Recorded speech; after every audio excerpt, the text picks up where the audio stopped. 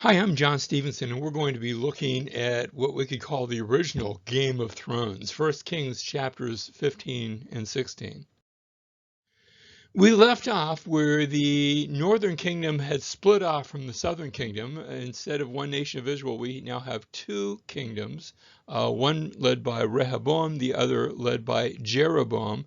And Rehoboam gives way. Once he dies, his son Abijah comes to the throne of Judah.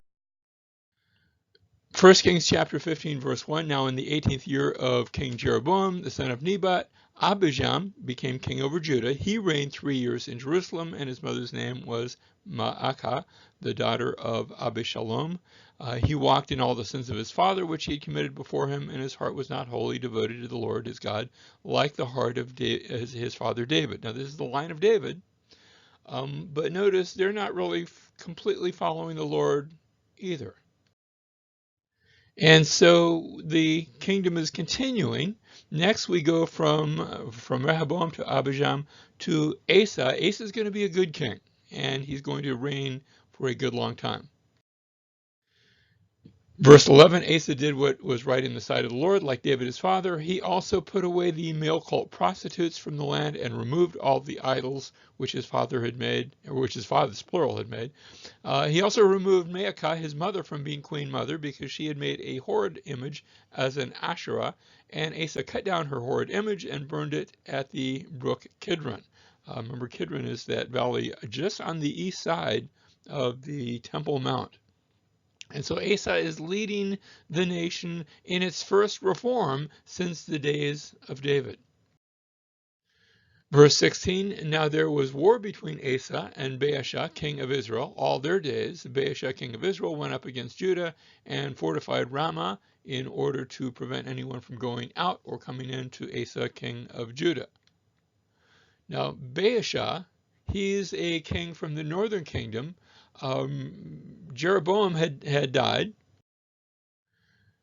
Verse 18, then Asa took all the silver and gold which were left in the treasuries of the house of the Lord and the treasuries of the king's house, and delivered them into the hands of his servants, and King Asa sent them to Ben-Hadad, son of Tabrimon, the son of Hezion, king of Aram, who lived in Damascus. Notice he's trying to purchase some goodwill, trying to purchase maybe some military assistance from Damascus. Here's his message, verse 19, let there be a treaty between you and me as between my father and your father. Behold, I've sent you a present of silver and gold. Go break your treaty with Baasha, king of Israel, so that he will withdraw from me. So we have Judah versus Israel. They've been fighting, and Judah now, Asa, king of Judah, sends word to Damascus. Damascus is the capital of Aram. In the north, saying, look, will you come and side with me against Israel? Verse 25, now Nadab, the son of Jeroboam, became king over Israel in the 2nd year of Asa, king of Judah, and he reigned over Israel 2 years. He did evil in the sight of the Lord and walked in the way of his father and in his sin which he made Israel sin. And we're going to read that same clause about a lot of different people, especially those of the northern kingdom of Israel. So we had, on the southern kingdom, we looked at Rehoboam and Abijah and Asa was the good king on that side. We went from Jeroboam to Abijah. Remember last time we talked about how he died as a child. And then Nadab came and took his place after Jeroboam had died. Chapter 15, verse 27, then Baasha, the son of Ahijah of the house of Issachar, conspired against him, that is, against the descendants of Jeroboam in the north, against him, and Baasha struck him down at Gibbethon, which belonged to the Philistines, while Nadab and all Israel were laying siege to Gibbethon. So Baasha killed him in the 3rd year of Asa, king of Judah, and reigned in his place. So what we've had now, we had Jeroboam and Nadab, that was the first dynasty. And now Baasha is going to kill off that whole dynasty and will rule in its place. Verse 29, it came about as soon as he was king. He struck down all the household of Jeroboam. He did not leave to Jeroboam any persons alive until he had destroyed them, according to the word of the Lord, which he spoke by his servant Ahijah the Shilonite. We saw that last time. Verse 30, and because of the sins of Jeroboam, which he had sinned, and which he made Israel sin because of his provocation, with which he provoked the Lord God of Israel to anger. And so the first dynasty of the northern kingdom now ceases to exist, and a new dynasty will eventually be a new dynasty. Right now it's just one king, but that now arises.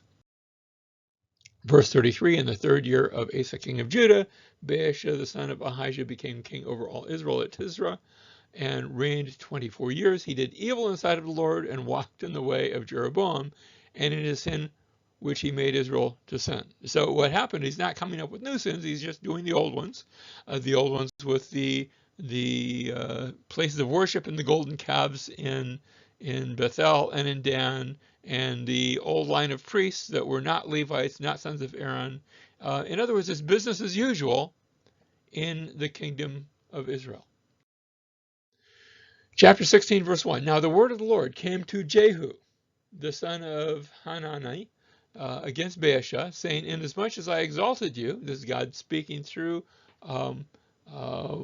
Jehu to Baasha, inasmuch as I exalted you from the dust and made you leader over my people Israel, and you have walked in the way of Jeroboam and have made my people Israel sin, provoking me to anger with their sins, behold, I will consume Baasha and his house, and I will make your house like the house of Jeroboam the son of Nebat. So this is a dynasty that no sooner than it gets off the ground, it's also going to end, this second dynasty of the northern kingdom of Israel. So we have Baasha. He has started a new dynasty, and then once he dies, his son Elah comes to the throne. So we have a second dynasty, but that also will be removed. And it is removed first through the hands of one named Zimri. He comes and goes, and we don't even give him a dynasty. He's going to be very quick. So we have the house of Jeroboam. That had been the first dynasty. The founder of the first dynasty, who had rebelled against Rehoboam, he had reigned for 22 years, versus the house of Baasha, founder of a second dynasty, had murdered Nadab and reigned in his place for a long period for 24 years. In the house of Jeroboam, Jeroboam had instituted idolatry in the land, and Baasha had continued that same program of idolatry. There's no repairing of that. There's no return to the Lord. With Jeroboam, he is succeeded by Nadab, his son, who succeeded his father and reigned only 2 years before being assassinated. In the case of Baasha, Elah, the son of Baasha, succeeds his father, reigns again the same 2 years before being assassinated. It's as though history is repeating itself. And so we have Zimri. He's the one who replaces that. He's not going to last very long. And then Tibni, he's going to replace Zimri. He won't last very long either. But finally, we're going to see things settle down a bit with the coming of a new king, and he will be Omri. Verse 23. In the 31st year of Asa, king of Judah, that we're just marking years by whatever long reign king somebody is reigning, Omri became king over Israel and reigned 12 years. He reigned 6 years at Tirzah. He bought the hill Samaria from Shemer. That's why it was called Samaria. It was named after the owner, Shemer, for although the name itself means to guard. So in a sense, it's a good guardian place too. We'll see that in a second. But he bought the hill Samaria from Shemer for 2 talents of silver, and he built on the hill and named the city which he had built Samaria after the name of Shemer, the owner of the hill. And so we have now a third capital. We'd seen Shechem and we'd seen Penuel as the 2 capitals of Israel, but now there's going to be a third which will supersede those other 2, and that will be located fairly close to Shechem to the northwest, called Samaria. Here's a old picture. This isn't mine. I don't even remember where I picked this up. And this is a picture of Samaria today. You say, well, where's the city? And my answer is that the city has long since been destroyed. You can go to Jerusalem and you can still find a city there. You go to Samaria the most you will find is ruins that have been excavated, but the property itself has gone back to being somebody's farm. So we have Omri. He's going to reign from 885 to 874 BC. And then he will be replaced when he dies. His son will come to the throne, Ahab, and we're going to get to know Ahab quite well. And this is becoming the third dynasty of the northern kingdom of Israel. 1 Kings chapter 16, verse 30, Ahab the son of Omri did evil in the sight of the Lord more than all who were before him. It came about as though it had been a trivial thing for him to walk in the sins of Jeroboam the son of Nebat, that he's going to take it a step further. He married Jezebel, the daughter of Ithbaal, king of the Sidonians, and went to serve Baal and worshipped him. You see, you could say some bad things about Jeroboam and his house, and you could say some bad things about Baasha and his house, and the bad things that you would be saying is that they were worshiping God in an improper way. They were worshiping God through the use of golden calves and in the wrong place with the wrong priesthood and in the wrong way. But now Ahab is going to take that a step further because he marries a idol worshiper, not just an idol worshiper, but a worshiper of pagan gods, Jezebel, the daughter of Ithbaal, king of the Sidonians.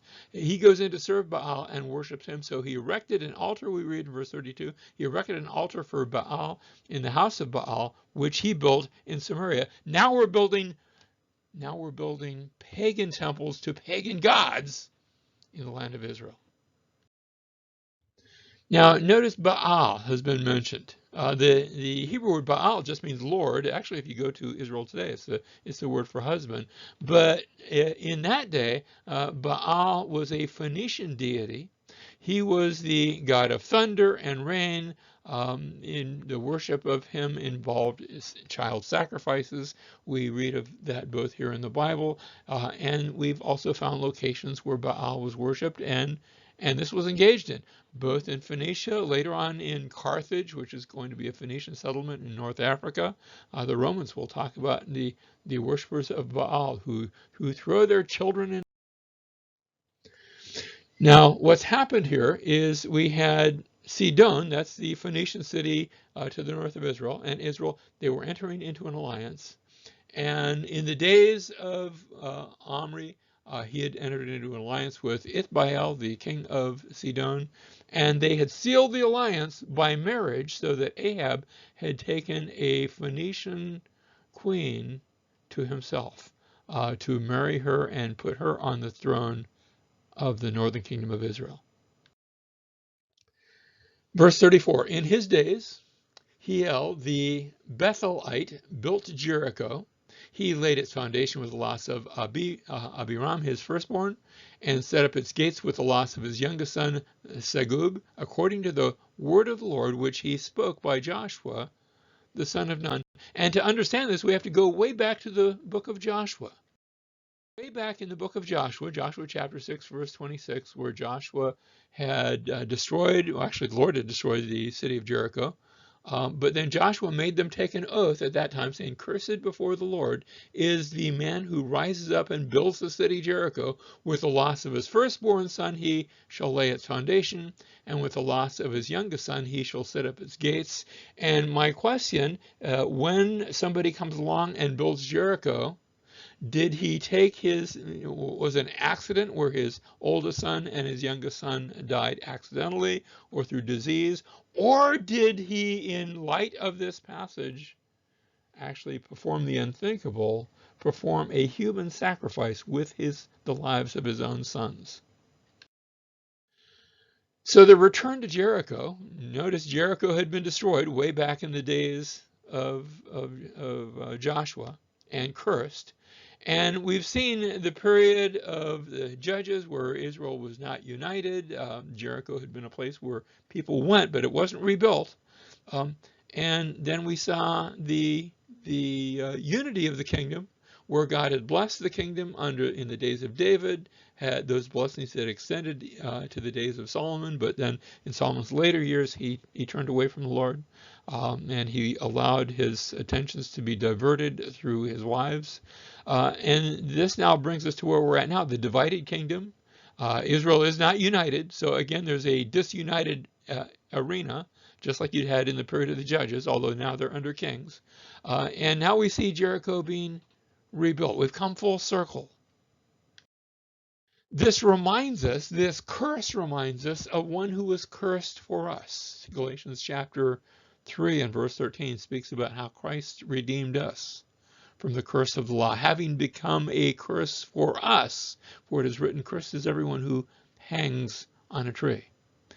Notice, in order that in Christ Jesus the blessing of Abraham might come to the Gentiles, so that we would receive the promise of the Spirit through faith.